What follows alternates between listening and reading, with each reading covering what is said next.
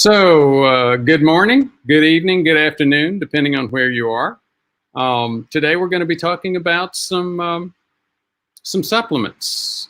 We're going to be talking about a few other things too. I'm going to show you a little bit more about what inflammation looks like on the outside before it's all gone. Today's feature is going to be on 5 supplements that may boost cardiovascular health. Previous topics have been Vesipa, the super fish oil. Is it better than regular fish oil? Couple of videos on LDL, the triglyceride over HDL, which is more important. And I would say triglyceride over HDL, hands down. We had a couple of videos which went into the details of why that's the case.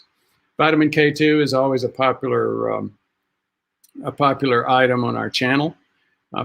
There's a lot of interest on it. People just don't understand it. I don't think it's totally understood and confirmed exactly how it works. I think I have maybe a little bit different twist on how it works compared to what most people think. How to prevent stroke, exercise and more. And one of our more popular recent videos, can vitamin D lower COVID-19 risk? Still getting a lot of views on that. Real quick, other content that we have available, the webinars. JR is starting to do some work on making the webinars accessible. One of the easiest and best ways to make the transition from just watching free videos into actually saying, okay, I'm going to find out, do I have a problem? One of the easiest and best ways to do that is to take the gut sugar webinar. Because at that point, then you start transitioning from, oh, well, you know, that may be theoretically interesting to, I may be burning my arteries. Good thing to start looking at, start thinking about. The courses continue to be popular with just the cardiovascular inflammation course itself. In an hour or at most 2, depending on how much time you want to spend going through videos. You can learn far more than 99%, maybe 99.9% of doctors about what actually causes heart attack and stroke. And we'll have a quick, hey, by the way, bunny hole trip into inflammation in just a few minutes. The subscription plan popularity is growing. We've got more and more people saying, look, you know, this is a great way to budget getting world-class care, preventive care. And my doc, I was just on with a gold membership patient yesterday, and he was saying, yeah, my doc wants to wait until I start having symptoms. Well, you know, my father had a cancer that was discovered just happenstance before he had any symptoms. That's 7 years ago. Had they not discovered that before symptoms, had they waited for symptoms, he'd be dead now. It's very much the same thing with heart attack and stroke, and that kills a lot more people. So, next item, pardon me for not showing you the whole thing. I just now realized that was that I can show you a much bigger screen. Again, as usual, continue to have challenges and struggles in terms of getting information out through that book. Working through publishers and co-authors is just a nightmare. So as I promised a couple of weeks ago, I started taking content out of that book. What a stress test can and cannot tell you. I started doing a lot of work on that. We've got a blog article now that's about 4,500 words. I submitted that to Chris for article publication last week. I'm guessing maybe 2 weeks, maybe 3 weeks, he'll start getting that up there. It covers a lot of the core content out of the book. It doesn't go so much into descriptions of CIMT or CT angiogram. It focuses specifically on how a stress test works and when it doesn't work. So that would be the first blog coming out of there. We'll let you know when that when that blog becomes available. And again, the blogs are coming up on our website. We're getting a lot of positive response to those. Again, just a year ago, we never focused on the website before. It was what's called a brochure website. It was just helping people price services and understand services. We've started adding content, the same kind of content that we cover in the channel, and it's been very, again, very well received. Less than a year ago, 300 site visits a month. Yesterday, it was up to 7,200 site visits per month. So in just a few months, people are starting to understand that, yeah, that content's there, it's in writing. Now, one of the ways that you can find that out, find out what's on there, is to go to, number one, get your email list up there with us. And unfortunately, I don't think I'm going to be able. I'm sorry about that. I had a tech glitch. Let me see if I'm going to be able to get you into, help you navigate that to that site. Gosh, I can't. I had it all set up, and then, gosh, oh, yep, I can get us there. Hold on just 1 second to Chris. Here we go. Once you sign up with our community, you'll start getting weekly email newsletter. And that picture was to remind me to show this to you guys. So the featured blog post that's come out is on the top of the newsletter that you get each week. You see the picture, you start reading the first couple of teaser paragraphs, and then just click on the link. That link will take you over to the website where that specific blog is. And this blog is on a topic that's, as you know, very, very popular within this channel's population. A whole lot of information about vitamin K2, the discovery of vitamin K2, K1 versus K2. For the biochemistry geeks, a little biochemistry there. What it does in terms of calcification.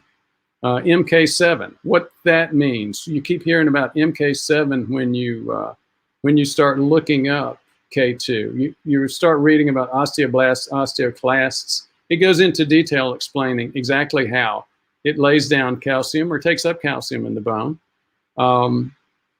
with its absence, and how it may impact laying down calcium in the arteries as well. Then it goes into, as I mentioned earlier, I've got a little bit different twist on K2 and its actual mechanism. I've done a lot more research there. Most people just say, well, it takes calcium out of the arteries and puts it in the bone.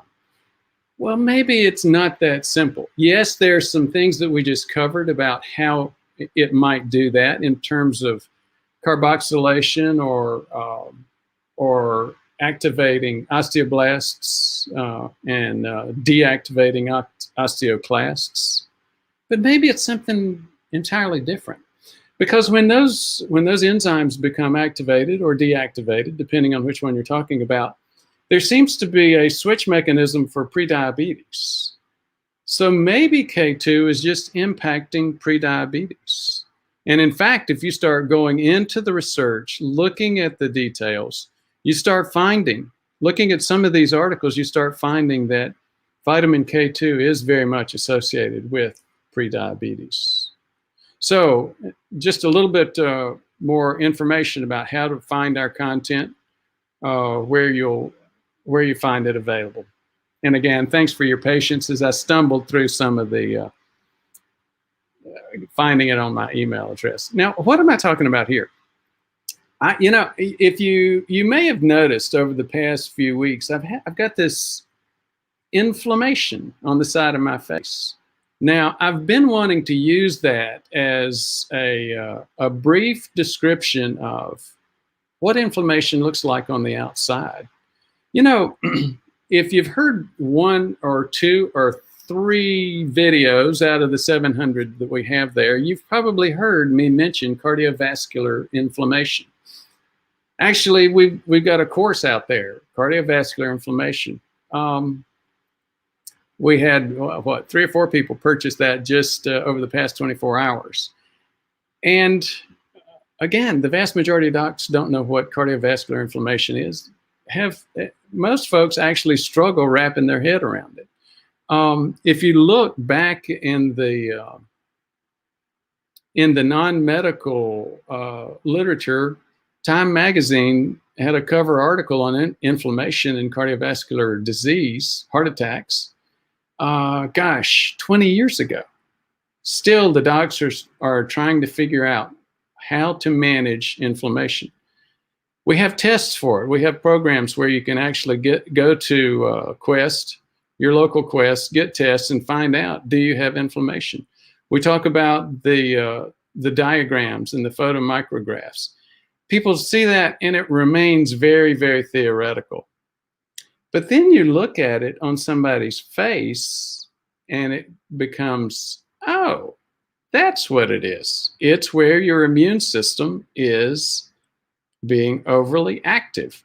And here's a couple of other places that you may have heard of or seen inflammation. So folks were saying I looked like Tommy Lee Jones or Two-Faced on Batman Forever with that inflammation there. That was actually caused by a chemical that I put on there. You see, I have, like many of us, I have a predilection from my mom genetically to have skin cancers. There's a medicine called imiquimod. It has a cytokine in it. Cyto meaning cell, kine meaning attracts. So it attracts immune cells. You may recognize this face here, Kim Kardashian West. She did a blog recently showing that she's got psoriasis. So I've got a video which goes way deep into this in terms of this is inflammation on the skin, and that's inflammation in the artery wall. Once you begin to connect those dots and realize that's what inflammation looks like, it becomes a lot easier to understand why inflammation in your arteries is a very bad thing, and how it can cause clots, and how those clots, if they're big enough and they go to the heart, cause a heart attack. If they're big enough and they go to the brain, they cause stroke. So this is, for those of you who are into the photomicrographs, this is psoriasis on the left, inflammation of the skin. These red cells are immune cells that are going in, attacking. In psoriasis, it's attacking just part of the normal skin. With imiquimod, it's attacking things like basal cell carcinomas. These are arteries, and these little black dots in here are immune cells attacking plaque. So again, you see examples of inflammation all over, but it helps to connect the dots to begin to realize that's what our arteries look like when we have insulin resistance, prediabetes. So after that's it on other content that's available. That's a little snippet on inflammation, a snippet on vitamin K2, snippet on how to access our blogs. And next we're going to talk about supplements, basic supplements 101, 5 supplements that can impact cardiovascular health.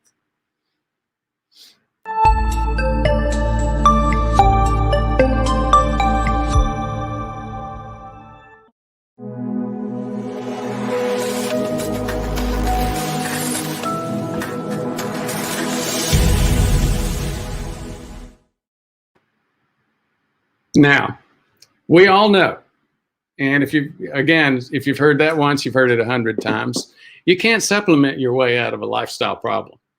There's no question. If you need to lose 30 pounds of body fat, supplements are not going to get you there. But supplements can help. They help a lot of people in a lot of different places. For example, there's been a lot of information that's come out recently about vitamin D3 and COVID. So let's start off talking a little bit about vitamin D3. It's a major supplement for cardiovascular health. It helps us regulate insulin levels. It promotes cardiovascular health, immune system function, brain function, and nervous system function. There are two major forms of it. One is called D2. The technical name is ergocalciferol. It's produced by plants when exposed to ultraviolet light. For example, mushrooms, fortified foods. Cholecalciferol, D3, is by far more active. A lot of people use D2 because they say, well, it's kinder and gentler. The problem is it takes a lot of D2 to have any impact at all. And again, I think that just washes out the effort. In my patients, with myself, I use cholecalciferol vitamin D3. It's, as I mentioned, it's biologically active. It's produced in humans and animals when skin is exposed to sunlight. But here's the problem. There's significant variation of that production of vitamin D3 from exposure to skin. Do not rely on exposure to the sun to be your only source of vitamin D3. Get checked. I will typically I get a lot of husband and wife patients, and typically I'll see a husband who's retired, out playing golf 4 times a week, 3 times a week, who's vitamin D3 deficient, and a wife that stays indoors all day who's got great vitamin D. And neither one of them are supplementing, and it just makes no sense. Now, I will tell you, it's so common to see a problem with relative deficiency in vitamin D3 that I recommend that people just go ahead and start with a 5,000 international units supplementation, even while they're waiting to get their blood level back.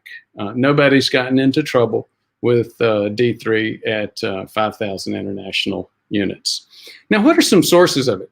Oily fish such as salmon, mackerel, sardines. I did a video recently on kippers. A lot of history behind kippers, and I won't go into detail on that right now. That's a bunny hole that I'll save you from. You can also get it from liver and egg yolk. The target vitamin D3 levels that we recommend are 60 to 80 nanograms per milliliter. If you look at a lot of standards are still looking at 20 to 40. I don't recommend being satisfied with keeping it that low. Too high doses can cause toxic effects. Excessive blood serum levels like 125 nanograms or more have been linked to adverse side effects. I have a video of a patient that came to see me. She was taking 50,000 international units. That's a weekly pill that a doctor had given her to be taken once a week. She didn't know that, and she was taking it once a day. And I think her initial levels when she came to see me was like 145. I mean, it was a huge number. She was having some kidney function problems. When we saw that number, the lab reported it to us immediately. I called the patient, explained the situation. She stopped that immediately. We watched her kidney function return to normal. And again, she shared her story on our videos. Is vitamin D good for cardiovascular health? Persons with less than 30 nanograms were up to 5 times greater risk for developing diabetes than people with greater than 50. Less than 1,000 international units is not going to have much of an impact on preventing prediabetes or type 2 diabetes. So you see a study here. We will plan to put this content on the blog soon. It'll take a few weeks because we've got other stuff in the pipeline. But again, it'll help you understand and be able to go back and look up questions you may have about the presentation and questions you may have about D3. K2. We've talked about K2 a couple of times. You get a lot of questions about subtypes. MK4, they have MK4 all the way up to MK13. The difference in those subtypes is the difference in the chain length. You may remember I showed you some of the chain lengths earlier in the presentation, in the intro. You can obtain this vitamin K2 from meat, eggs, cheese, natto. And again, it affects bone growth, bone loss, affects osteoblasts and activates osteoblasts and inhibits osteoclasts. One way we used to remember the difference between those two in med school is the B in blasts can remind you that that's building. So an osteoblast is building bone, and C is cutting. So C is cutting away bone, osteoclasts. It activates osteocalcin and MGP, matrix GLA protein, GLA protein. Again, some of the details on how vitamin K2 actually works. Is it good for cardiovascular health? There's a doctor in, I think, the Netherlands, Jolene Boylens. She's been involved in several studies demonstrating that K2 has a preventive impact on prediabetes. And we go into some of those studies on the blog if you want to take a look.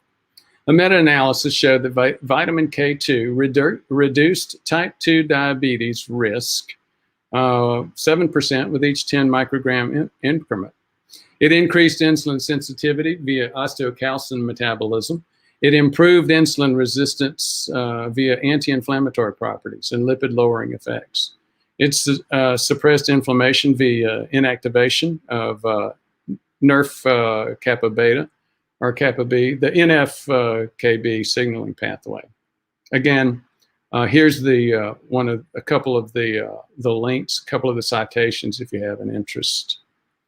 You see those red faces, you know we're getting ready to talk about niacin. Niacin is a major supplement for cardiovascular health. Niacin is the only thing, prescription or non-prescription, that positively impacts all of the blood lipids, all of the cholesterols. The generic name for vitamin B3 forms is like nicotinamide, niacinamide, nicotinamide riboside. It's niacin. That's the generic name. It's naturally present in many foods. It's added to some food products and available as a supplement. Nicotinamide, niacinamide, it was discovered in 1936. It's part of the WHO list of essential medicines. It's an over-the-counter treatment for pellagra. Pellagra is a very, very serious skin dermatitis. Nicotinamide riboside, no-flush niacin, was discovered in 1944. There's still significant debate about just how well that works. Is niacin good for cardiovascular health? Recommended for patients with significant Lp(a). It also increases HDL. It's not recommended to take a niacin supplement if you don't have any cardiovascular risks.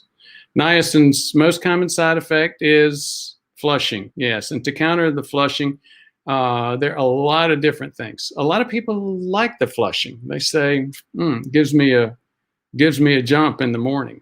Other people will take a shower. So they'll take the niacin about 10, 15 minutes before they take the shower. There's a couple of extended release forms, Rugby brand and Enduracin. We find that our patients and I myself tolerate those two very well. And tolerate Enduracin about the best. It's got a wax matrix, so what's happening is you're getting a slower release of that niacin. We used to give it. There were trials of giving it with a chemical called lapropion or lapropion. That led to the AIM-HIGH studies and the HbS2 Thrive studies, both studies which showed that actually it didn't work. And here's what appears to be the case. The lapropion, the chemical that decreases the flush, also appears to decrease the impact on the Lp(a) and the other lipids. So let's move on from niacin, talk about bergamot for a minute. And again, we've got separate videos on each of these, and actually in, I think, all cases, more than one video. On my bergamot video, I talked about a brand or a type of bergamot called Bergamet. Bergamet was a place where, it's in Calabria, Italy, beautiful area, the birthplace of Walter Longo, and their bergamot orange farmers there, and basically they were getting beat up by the economy for the purchase price for bergamot oranges. Why? Because the organic chemists had figured out a way to make artificial bergamot. So, and bergamot's also used in addition to being a supplement, it's also used in things like perfumes and teas, and you only get a few drops of the oil out of a typical bergamot orange. So again, when you could make it artificially, that really began to have an impact on the farmers. They got together, formed a farmers cooperative, got a couple of grants from the government, and actually did some research, some science, which indicated and showed, gave really good evidence that the natural bergamot was a much better product. So let me get back to script here. Bergamot is the oil of Citrus bergamia. It's a fruit grown in southern France, southern Italy. It's been known and prized for centuries in things like Earl Grey tea and perfumes. Is it good for cardiovascular health? Medical evidence that bergamot positively impacts both blood glucose and cholesterol levels. Like statins, bergamot oil has the same impact on the enzyme HMG-CoA reductase. Bergamot's also been shown to have anti-inflammatory and antioxidant effects. It improves LDL, HDL, and several other things. Too much bergamot oil on the skin can cause rashes. You know, every solution can create a whole set of problems. And yes, there's actually been a death reported by huge bergamot exposure to skin. I think it was with some kids that were playing at the bergamot farms and did not know the danger of this concentrated bergamot oil. When you talk about bergamot, usually berberine comes up, very similar in impact. Berberine is a traditional Chinese herb extract. It was used in China as an over-the-counter for bacterial diarrhea. It was also found to decrease blood glucose. It was originally made from Rhizoma coptidus, which is very expensive. Now it's made from Berberis amurense, the barberry plant. You may recognize, if you're a plantsman, you may recognize that barberry there. Is berberine any good for cardiovascular health? Yes, there's studies out there, there's science, there's true evidence indicates that yes, it is. It drops hemoglobin A1C by 2 points, which is about the same that you'll see with metformin. A meta-analysis by Lon and Associates indicated that berberine has comparable therapeutic effect on type 2 diabetes, hyperlipidemia, and hypertension with no serious side effects. Now, how strong is that meta-analysis? And do I just recommend that people, I get this question all the time, do I recommend that people just not use metformin and use berberine or even bergamot instead?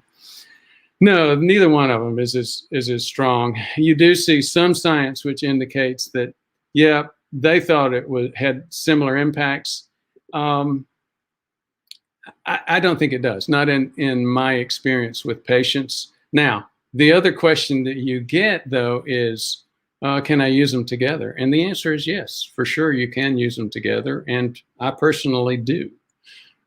Considering the relatively low cost compared with other first-line medicines and treatments, berberine has been seen as a good alternative, especially in lower socioeconomic populations, for treatment of type 2 diabetes, hyperlipidemia, hypertension over a long time period.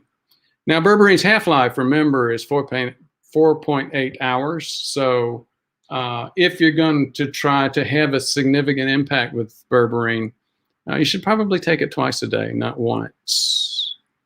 Now, as we talk about common supplements, one of the big ones, especially in terms of diabetes, is cinnamon. Very, very commonly used item. We have we're showing cinnamon on here. One of the other items that we talk about is Gymnema sylvestre, magnesium, fiber or psyllium, curcumin. There's a bunch of these that we have just not covered yet.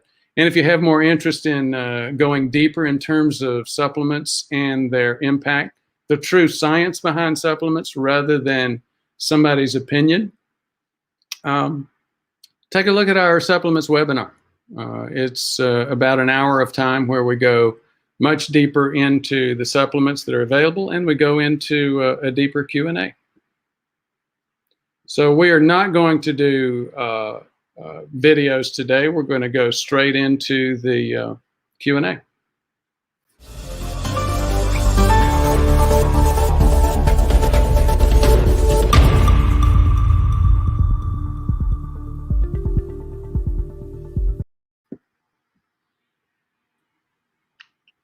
Doc? Yes. Can you please move to the center, Doc? Well, there we go. Okay, Doc. Okay, sorry about that. A few technical problems today. We've got a lot of interest. You know, supplements are always a big deal. BJJ and Bart Robinson, good morning. Good to see you guys coming in from New Jersey, southern New Jersey, and Temecula, California. Bob Weiss. Bob, that's, is that northern Georgia? I think so, but good morning either way. Then we've got S55B. I think, is that you, Joe? I don't know. Good morning either way. Paris Ball Miller, good morning.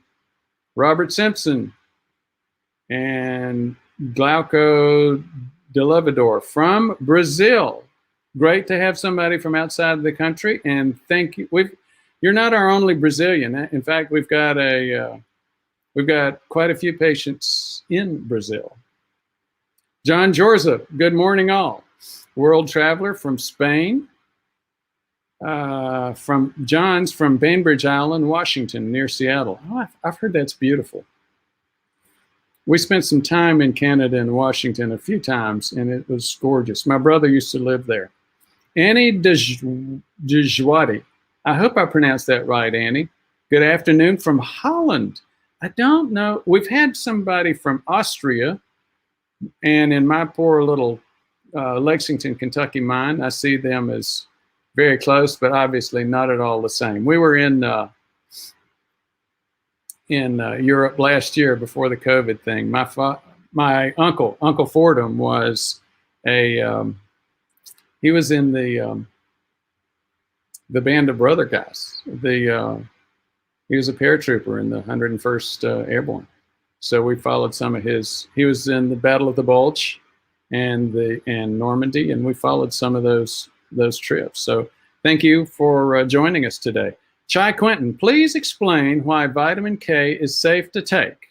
Oh, you come right out with it. There you go. My understanding is that removal of calcium could remove the hard calcified protective cap that's preventing soft plaque rupture. Thank you so much, Chai, for bringing that out immediately. So you see that. And in fact, back when John was working with the channel, he mentioned that several times. He was very concerned. He actually even found a study where some guys had taken plaques out of some animal cadavers, and they had done something to remove the calcium, and they had showed some decreased strength of the plaque. Let's go back and think about this. This is a biological process, and it's similar to scar tissue, for example. You get changes in a scar. Scars that are big and bulky just really aren't as strong. I'm not going to go there. I will tell you this. You see that a lot. Is there proof one way or another? No, there isn't. I'm not going to say I know something that the science has not demonstrated. Do I think that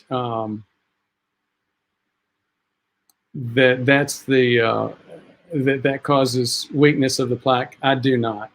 And in fact, go back and think about it. How many times have you actually seen decrease in calcium scores? It is very unusual. It happens, but it's just like decrease in plaque. Did that cause increase in risk or decrease? Well, let me give you 3 examples of decreasing plaque and decreasing calcium score. The decreased plaque was mine. I went from an artery age of 73, 74, back down to 50. And that was associated with several improvements in my health. A little bit more weight loss, more omega-3s. I actually, for the statin haters out there, close your ears. I actually agreed to finally start taking a statin.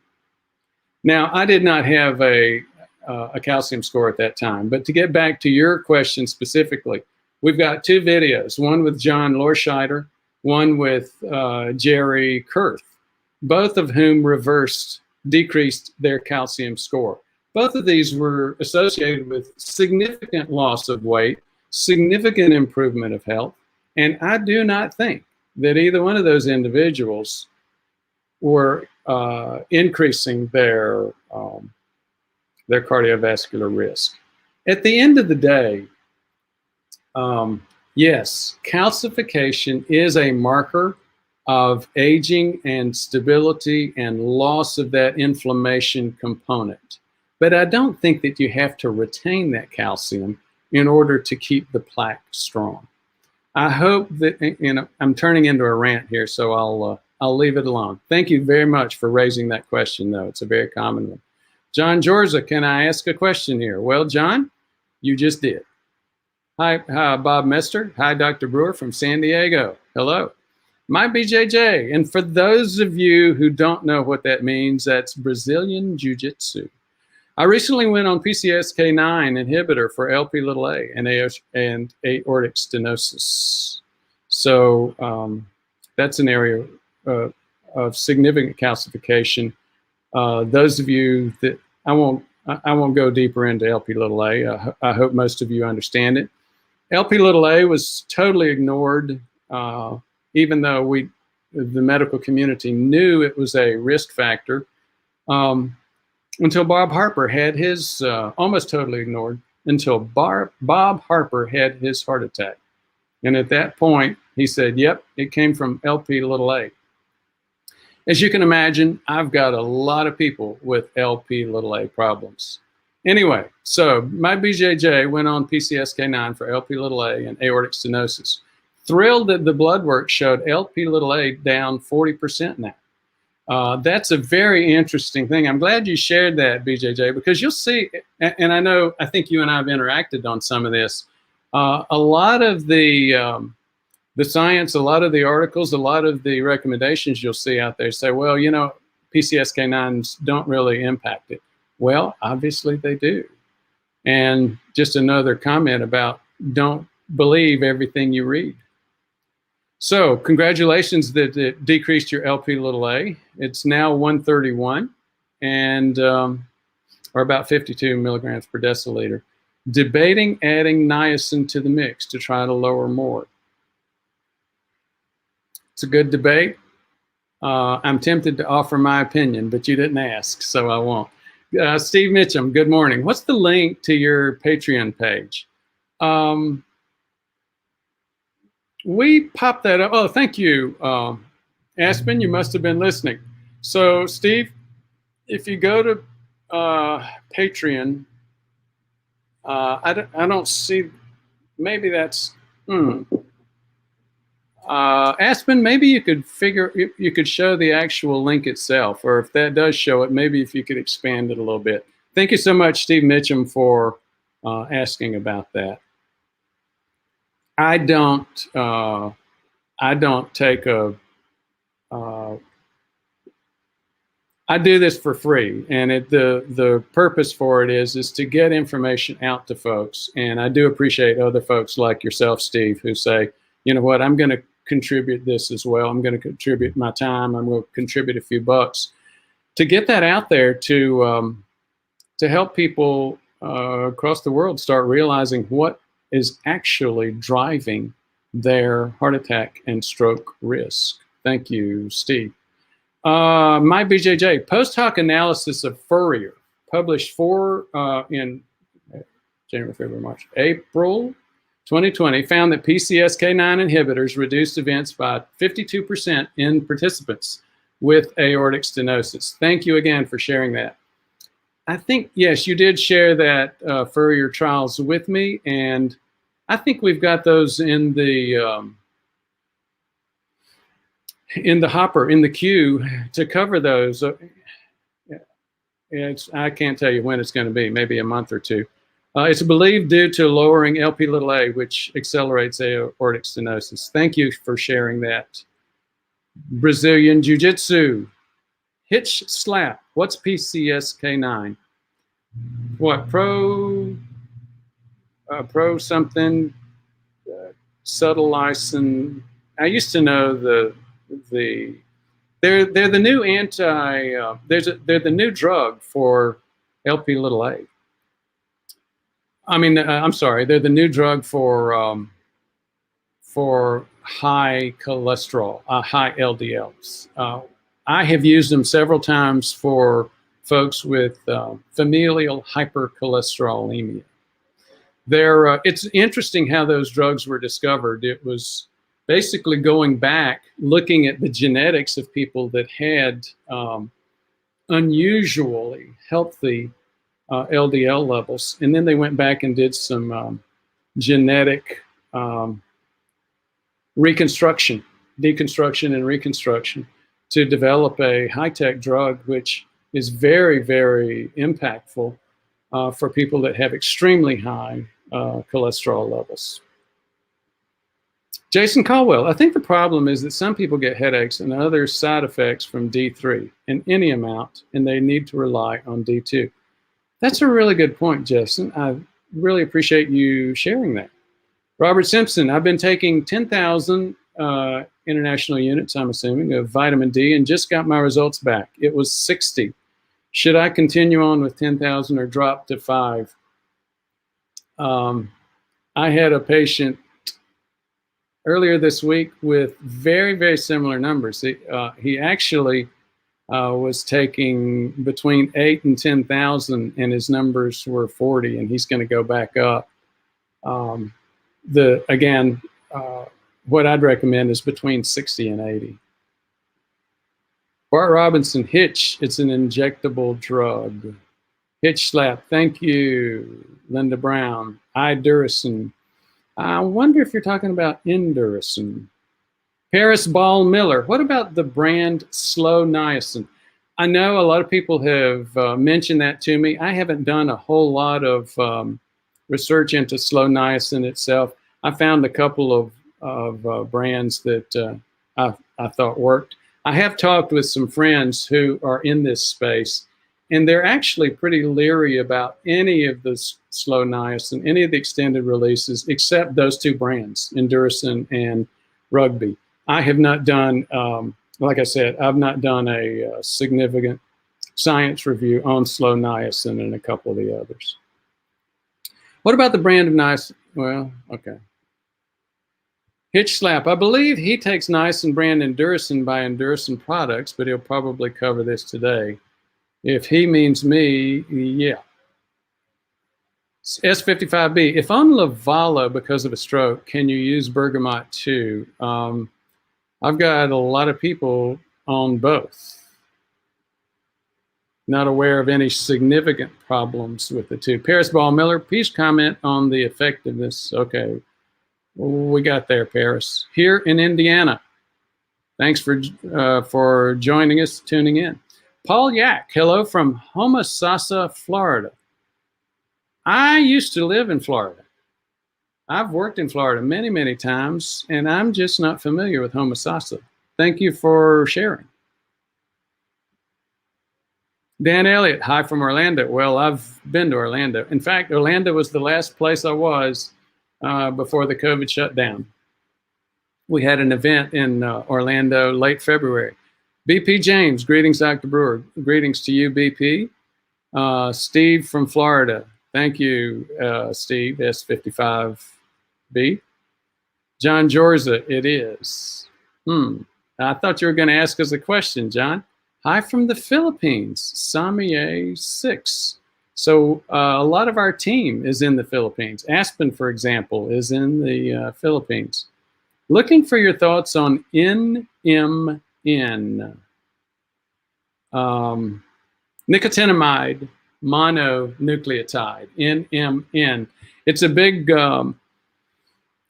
supplement recommended by David Sinclair. I don't know, and for those, I'm not going to go into who he is. He's at Harvard.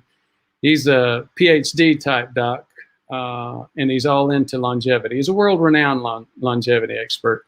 I know he's a big NMN fan, and I think he may have had something to do with discovery of NMN. Now, just to let people know, and you may know this already, Dan, and that may be the reason you brought that up in terms of some of the discussion around niacin. There are a lot of supplements that are niacin-based. NMN is one of them. And if you watch, I think I cover some of that in some of my videos about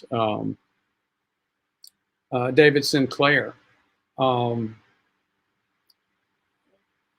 There's a lot of these niacinamide supplements are based on improving mitochondrial function. I actually am still taking NMN, so maybe that just says it all. I think there's a lot of potential for that one. Kyle Walker, can you discuss what the numbers mean and should be on an advanced lipid panel with inflammation? Usually lipid panels don't drive inflammation. Usually inflammation is either being driven by other inflammatory diseases like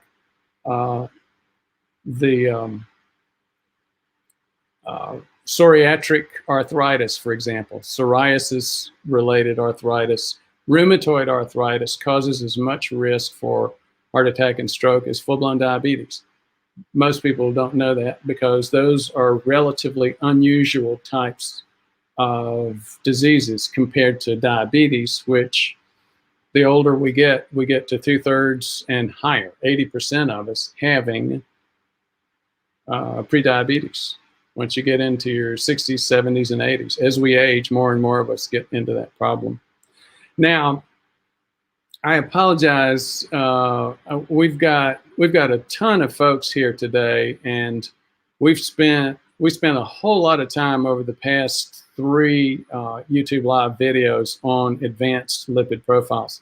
What I would suggest you do is go to, we've got 2 videos we've done recently, both of them very popular, about the triglyceride over HDL ratio.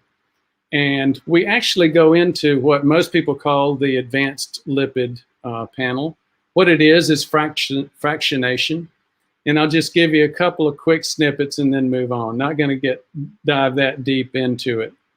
What I'm looking for most of the time, other than people with familial hypercholesterolemia, you see that's in 1 to 200 to 1 to 500 patients. But the vast majority of what I see on these on a lipid panel has to do with the insulin resistance. You get a decrease in the large, fluffy HDLs, the ones that are protective of health. It looks like a shark came along and just bit a chunk right out of the bell curve on the HDL. You also get a loss of the large, fluffy LDLs. Now, the LDL bell curve looks very different. It doesn't have that chunk bite taken out of it. The shape of the bell curve stays nice and smooth. It just moves to the left. Now, again, if that sounds kind of weird to you, I would suggest that you go back to our 2 recent videos on triglyceride over HDL ratio. And we go into the details of what's happening to cause those problems. Loss of large fluffy HDLs, loss of large fluffy LDLs. John Georgia, I wrote a long question and I didn't see it. We've got a bunch of people on, John. I'm so sorry. I did not. I don't see it. I'm sorry. About iron overload, because chat didn't enter it above, even a shorter version. Iron overload, obviously, or maybe it's not obvious to a lot of people, iron overload does cause heart attack and stroke risk.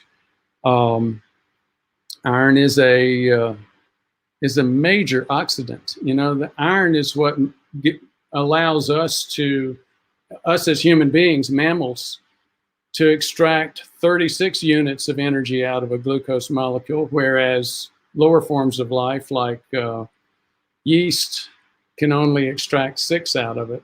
But with every advantage comes a disadvantage. That disadvantage is you can get too much oxidation within our system. That then leads to this whole multi-million-dollar industry of, quote, antioxidant supplements.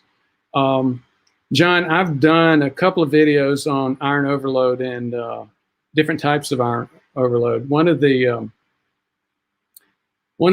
all-time greats in an unusual sport. It's a sport that I love. I've got roller skis and everything that I've done for a long time. Cross-country skiing, Nordic skiing. One of the major is like the Michael Jordan of skiing, of cross-country skiing. Actually had a condition, a familial condition called polycythemia vera. Poly meaning many, cyth meaning cells. In other words, he had an overload, too many red cells. So he was able to carry a lot of oxygen. But people that have those problems and these other problems associated with storage of too much iron, red blood cells, oxygen, are at increased risk for heart attack and stroke because of this problem. I've got several patients with iron overload issues. Thank you for bringing it up. And yeah, you know, if you're interested, you could call JR at 859-721-1414. That's 859-721-1414 if you'd like a little bit more detail about there you go. Aspen just put it on the ribbon down at the bottom. Thank you, Aspen. Paris Ball Miller, please comment on the brand of Niacin. Okay, we did, Paris. Thank you very much. And see, I think one of the things you guys are seeing is that there's a lag time between what we cover and then what's popping up on the Q&A. Chai Quentin, thank you for answering my question. You're very, very welcome. And I try to answer as many as I can. Obviously, we got a couple of people that I wasn't able to get to exactly what you wanted, Paris and John, but glad we're able to help you out, Chai. Kalpesh Mahidaria Hindustani. You are awesome, doctor. Well, thanks. Thank you very much. I appreciate that comment. Lindsay Buckingham, fan channel. Are there any heart health supplements being sold that you believe are a waste of money? Oh, gosh. You know, a lot of heart health supplements that are being sold are a waste of money depending on where you are. If you're a teenager, if you don't have any heart attack and stroke risk, then you really need to question whether or not you need to be taking supplements for those.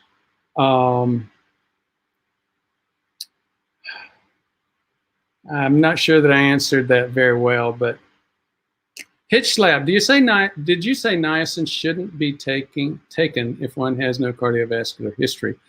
I didn't. Cardiovascular history is too blunt of an instrument.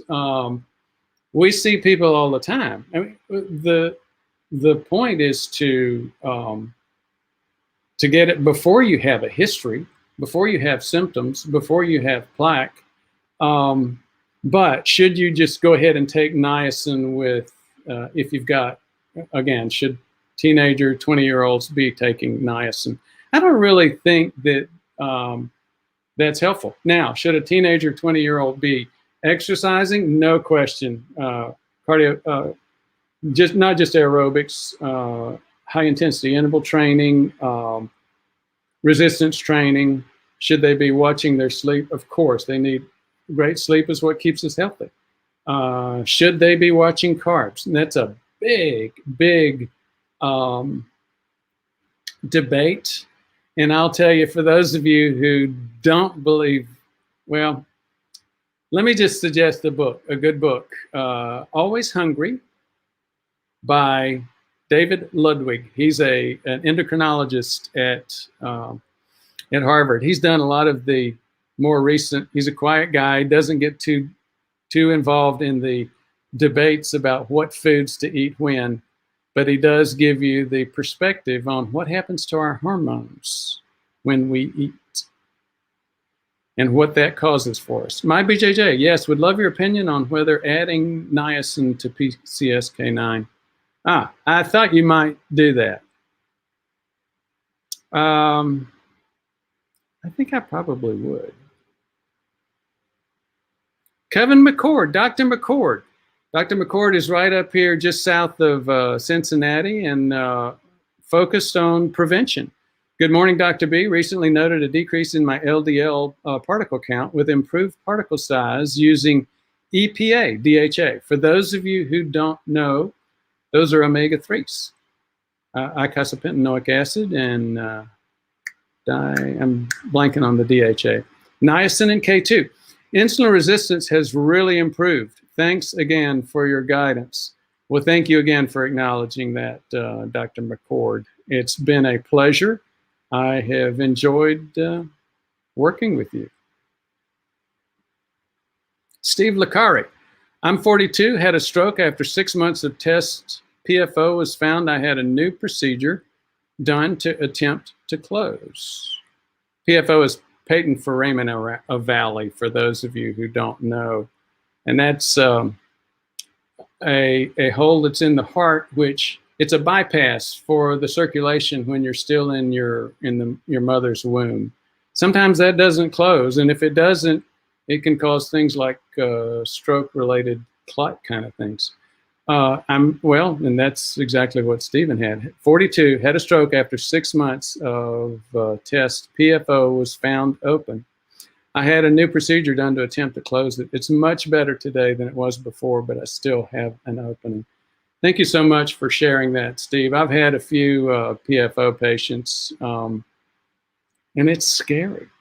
Thank you so much again for sharing. These patient experiences make a big difference for others. Dr. McCord, for example, the experience that you shared with the supplements, very helpful. Stephen Licari, what can I do to reduce likelihood of a blood clot? I'm currently taking Plavix. Obviously, watch all the other components of health. I mean, that's what we all have to do. Health, strokes is clotting as we get older become bigger and bigger issues. As I've described a few times, the biggest item causing clots is something that most of us ignore. You go to the CDC site and look up number of people with prediabetes. They'll tell you that they're aware of at least 80 million Americans. And the bigger thing is, they'll tell you that only 8 million are aware of it. I will tell you that the 80 million is low. Prediabetes helps us, causes inflammation. It causes plaque. Plaque causes inflammation. And inflammation causes clotting. So The most important thing for all of us to do is to be very sure that we know what our glucose metabolism is. You look at our channel, you see it time and time and time again. Hey, doc, I took your studies. I'm not pre-diabetic. I'm full-blown diabetic. And my doctor had no clue. I will say that over and over again. And it's because it's a warning to all of us. I'm not the only person sounding that warning. The CDC sounding it. I mean, just American College of Lifestyle Medicine. Just open your eyes and look. And it also sounds like sometimes I'm criticizing other docs. I'm not. Dr. McCord worked, he and I have worked together. He can share. He's a great primary care doc. Again, great focus on prevention. And he can tell you that the vast majority of the medical machine is not geared for prevention. And you don't need a doctor to tell you that. Patients tell me that all day, every day. One of the biggest misses of our medical systems has to do with not knowing and understanding prediabetes. Some of my old colleagues, cohort at Hopkins, have done a lot of the world-class research in demonstrating that your typical primary care doctor does not understand prediabetes. And your question is, what can I do to decrease likelihood of clot? Again, pardon me if I've gone down a bunny hole. That's not a bunny hole. That is a gaping chasm that, again, even the CDC knows of 72 million Americans that are falling into that on a regular basis and don't even know. The most important thing I see, and pardon me if I sound like I'm being repetitive, all the other stuff, the supplements, the webinars, the plaque evaluation, all of that is interesting. But the one thing that this channel is can accomplish and is geared for in terms of impacting health is helping all these people understand all these tens of millions of people that have prediabetes and just don't know it. Understand that, because forewarned is forearmed. There is plenty you can do. You can stop the progression of prediabetes and diabetes cold. Gail 716, hello, Buffalo Bills country. Well, good for you. I was actually up in Buffalo Bills country for a while when I was doing some work for Goodyear. Fibrinogen, fibrin, fibroblasts, and collagen, helpful or harmful in plaque stabilization? Well, I have to think you're asking, there's some lab tests for fibrin-related products, and one of those have been associated with increased risk for fibrinogen, increased risk for plaques and heart attacks. There's some science behind that. I don't really focus on that because we've got much better information that we can get out of blood studies. Fibroblasts and collagen, I'm beginning, when you go there, I'm beginning to wonder if you're talking about some of the collagen supplements. The collagen supplements, first of all, I'm not an expert in that area. I don't study them on a regular basis, but I will say this. What I've seen of the collagen supplements appears to be basically protein. And, it's valuable protein. It's protein that's much needed. It's protein that's helpful. But I don't think it pales in comparison to going back to the basics of understanding, how do my insulin receptors react to insulin? How do I metabolize glucose? Am I burning my arteries with that?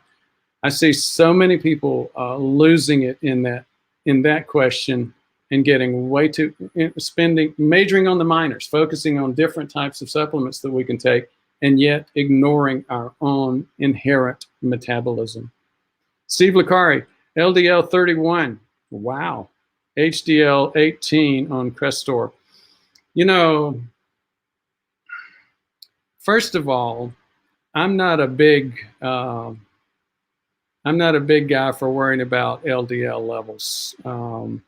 Yes, there have been some studies, especially the new PCSK9 studies, where they're getting LDL levels down into the 30s and 20s, and they're saying it's not dangerous. It doesn't cause the side effects that that most people think it does, the brain fog, those things.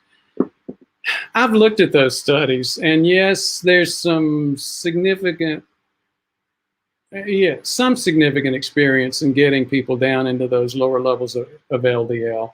I don't think there's enough to say conclusively that you don't get side effects from going that low. Even more so, let's just go back to the very, very beginning and acknowledge the fact that half of the people having a heart attack have a normal LDL level. Half of the people having a heart attack have a high LDL level. Doesn't that tell you something about the importance of LDL, or quote, bad cholesterol?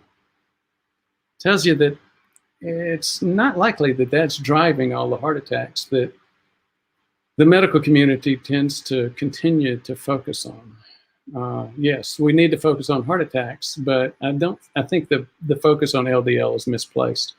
A bigger concern that I have when I see these two numbers, LDL of 31 and HDL of 18, and HDL of 18 is scary.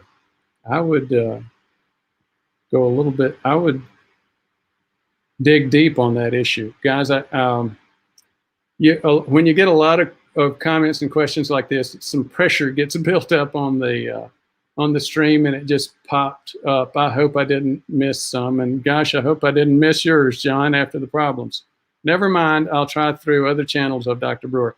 I bought 2 of the courses, cardiovascular inflammation and insulin resistance, just before you. Well, thank you so much, John. I do appreciate it. And again, I gave you that telephone number. That's JR. He works in our system, and he can help you in terms of getting access. BH is important to take D3 supplements with largest meal of the day. Otherwise, absorption level suffers. Thank you for sharing that. I did not know that.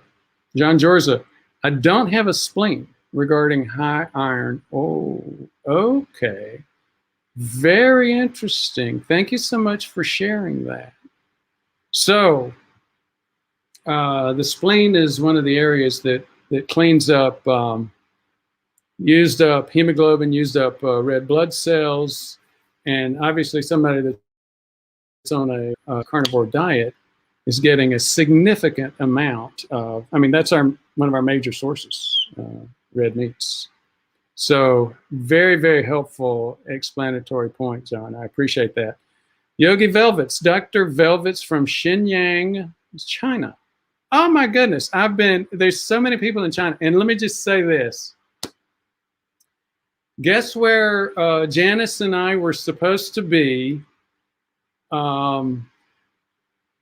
I think it was mid-March of 2020. That town in China where the wet market was, and the whole thing blew up with the COVID-19. I'm blanking. I'm having a senior moment. I'm blanking on the name of the town, but we were set up for a tour of China. I've been intrigued by China my whole life. You know, Americans, Westerners, we've got this homunculus in our brain of, you know, Europe, the US, and China. It's just the opposite. The world is over there. It's a huge world. Thank you so much for joining us, Yogi. Paris Ball Miller, have you worked with any people that are ApoE44? Oh, yes, I certainly have. Effect of that genetic anchor on cardiovascular disease. So a lot of people will say that ApoE44 is more of a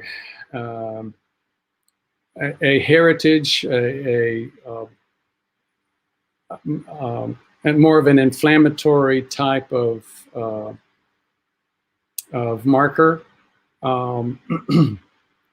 It made more sense for hunter-gatherers, et cetera, et cetera. I think a lot of that's conjecture. The bottom line is that ApoE4, there's a family. First of all, what does APO mean? APO is the protein itself. Apolipoprotein A is the protein component of HDL. Apolipoprotein B is the protein component of LDL, as well as IDL, intermittent density lipoproteins, and VLDLs. ApoE is another family. So you've got ApoA, ApoB in LDLs, ApoC, ApoD, and then ApoE is another protein.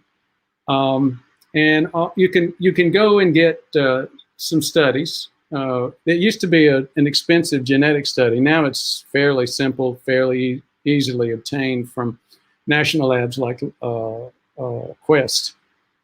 The ApoE family has three major variations. You do have ApoE1, but it's not really significant. The three significant variations that you see are 2, 3, and 4. I am 3, that's the most common. 2 is fairly uncommon, and 4 is fairly uncommon. 4 is a little bit more inflammatory. Now, if you go back and you look, the standard statement is, well, you can't have any fats if you're on ApoE4. Well, the reality is, as you start digging deeper into that science, I think the predominance of that science would indicate that, you know what, it's probably more important to have a minimal to moderate amount of ketosis going on a regular basis if you're ApoE4 than it is to worry so much about fats.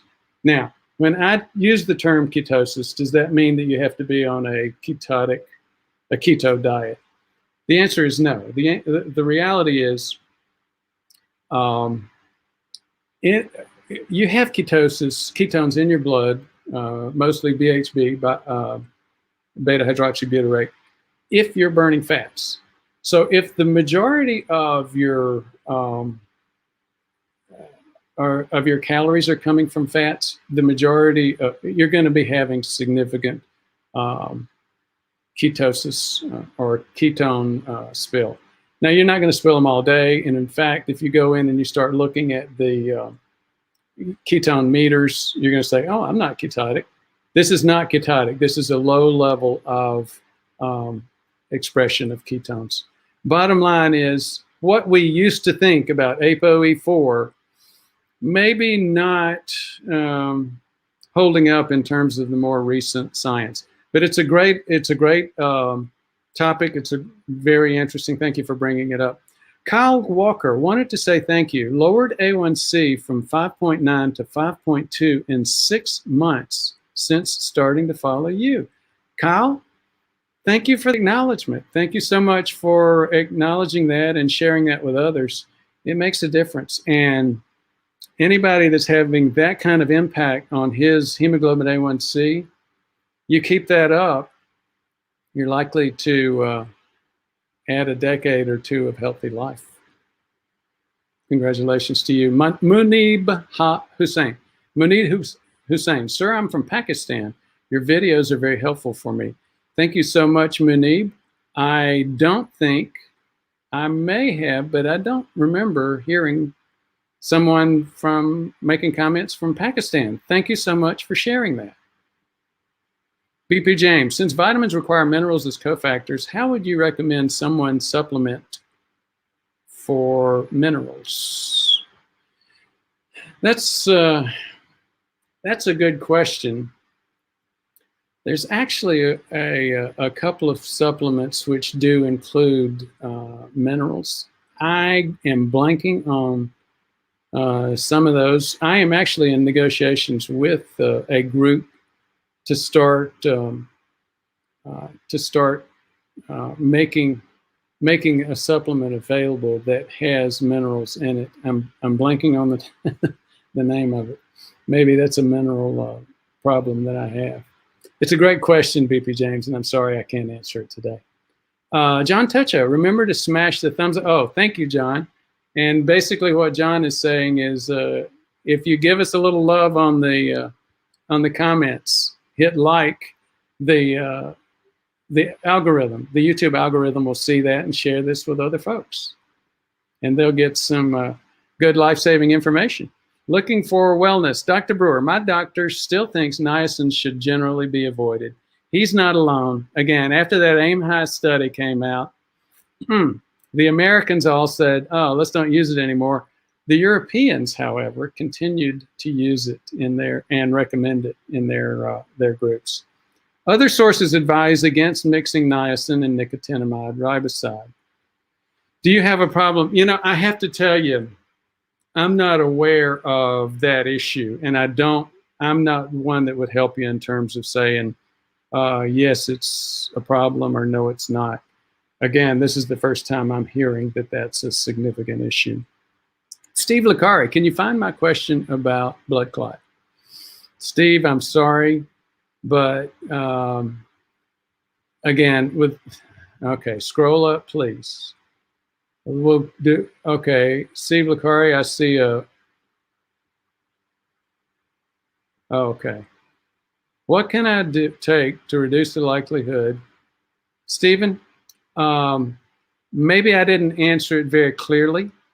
My point was that inflammation is the #1 cause of blood clots, #1 cause of heart attacks, #1 cause of strokes, and by far and away, the #1 cause of inflammation is unrecognized pre-diabetes.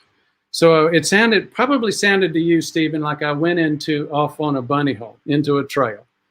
But if you want to avoid blood clots, the vast majority of blood clots, as in heart attacks and strokes, are caused by prediabetes. So I'll say it again. My major focus would be to recognize whether or not you have prediabetes.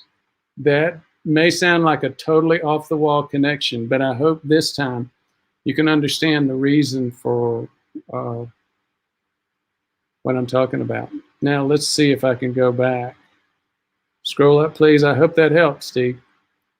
Fortunate Nanette. Anyone know of non-China, non-contaminated source of niacin? Good question, and don't think I can answer. John George are great. I don't see them. I'll get right on it. Calling right now. Bart Robinson, thumbs up. Indeed, another fine presentation. Thank you so much, Bart. I appreciate it, and hope the weather in southern New Jersey is nice today. One True Moose, what's your opinion on the Omega Quant test and levels to shoot for? So as I think I mentioned that we don't get the Omega test routinely, but we do recommend use of omega-3s. And if you go back and you look at one of our recent videos, the one on Vascepa, V-A-S-C-E-P-A, Vascepa, it's that new, quote, wonder drug that many of us were very skeptical about. The reality is, as you start to look at it, the science is beginning to indicate that, yes, it is a big deal. Now, what is Vascepa? It's a hyped up omega-3.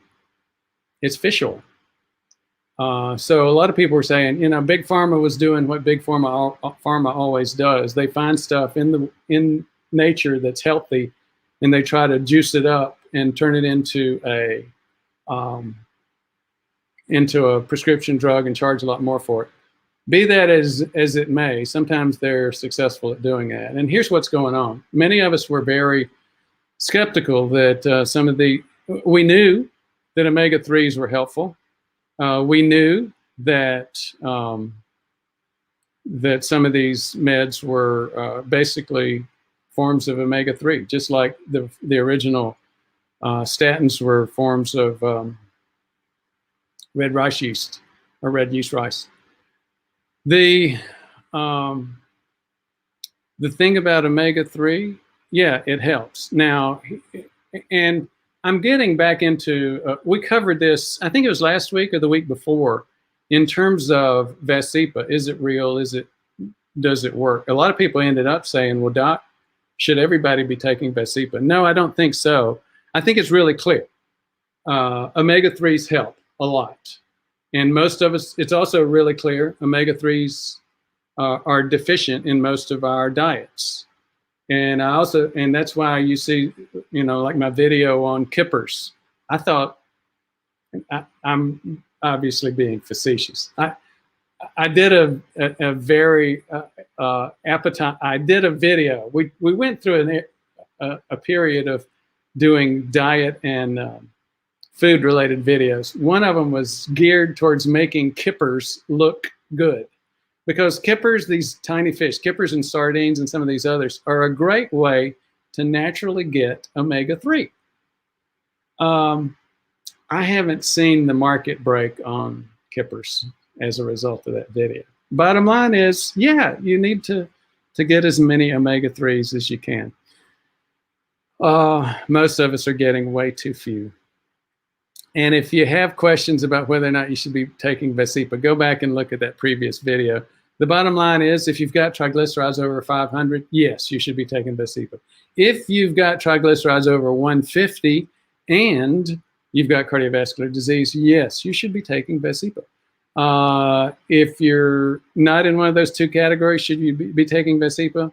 It's not so clear yet. So, Samuel 6, what about inositol nicotinate? Don't know that much about that. It's a good question, but I can't help. Looking for wellness, catch-22, taking 750 milligrams to a gram per day of nicotinamide riboside increases NAD, NAD+, but adding niacin exceeds 1 gram per day, total in stuff, and decreases. That's interesting. I didn't know that. Stephen Lucari, not sure what to do about the HDL. I've tried everything my doctor put me on. Crestor to hopefully get a better ratio between. Sometimes statins decrease HDL for the most part, and hopefully they'll increase it, but sometimes they go the other direction. In fact, many of us would say it's more often than sometimes. Stephen, I would I've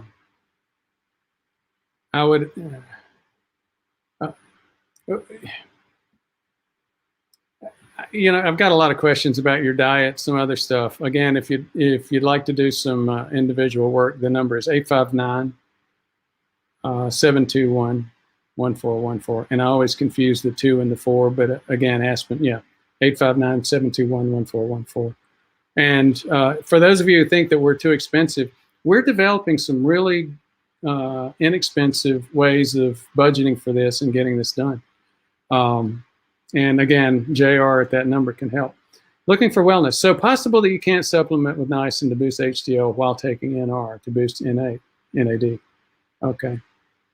Thank you for the comment.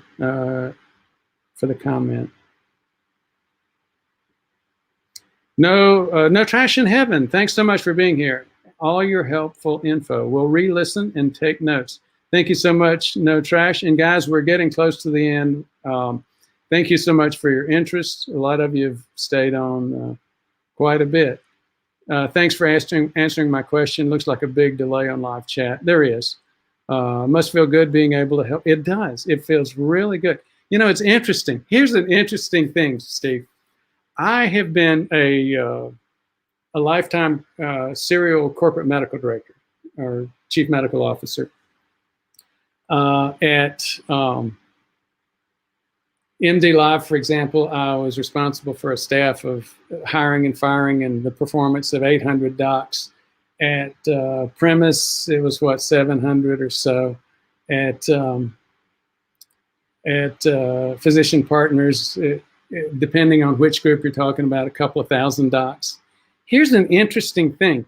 The scalability of YouTube. On a typical day, I will have between 5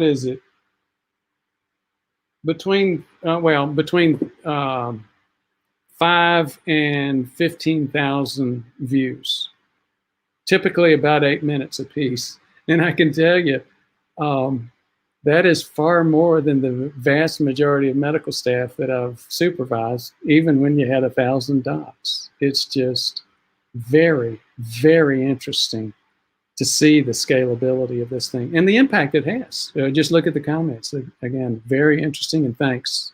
I do appreciate it. And yes, it's a lot more fun than playing golf. It's a lot more fun than travel. Cheryl McDuff, what's the best insulin resistance test? That's a great question. Glad you asked. A lot of people think, here's the standard, hemoglobin A1C. Lots of problems with hemoglobin A1C. It'll go up or down 15% or more on a regular basis. It's also impacted by red blood cells, the lifespan of them, both of which have nothing to do with your glucose metabolism. So a lot of, before that, doctors were looking at fasting glucose. Both of these have significant problems. And you know that estimate where the CDC says there are 80 million Americans with insulin resistance and 72 million don't know about it? That was done entirely with hemoglobin A1C and fasting glucose. A couple of years ago, UCLA came out with a study saying, you know what, in California at least, it's not 1/3 of adults age 60 and older, like the CDC says. It's 50%, over 50% of adults in California. And guess what? It's not just starting at age 60, it's starting at age 30. Over 50% of the adults in California have prediabetes. Glad you don't live in California, huh? I don't think it's just California. That UCLA study also was done using fasting glucose and hemoglobin A1C.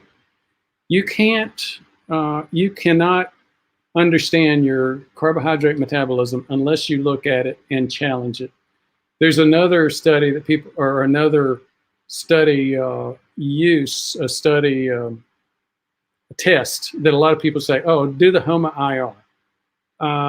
HOMA-IR, unless you're, the bottom line, none of these work well unless you actually challenge the glucose. HOMA-IR is based on a static ratio between insulin and blood sugar levels. And again, that's not adequate. I've seen those things look like they were normal in people that had full-blown diabetes.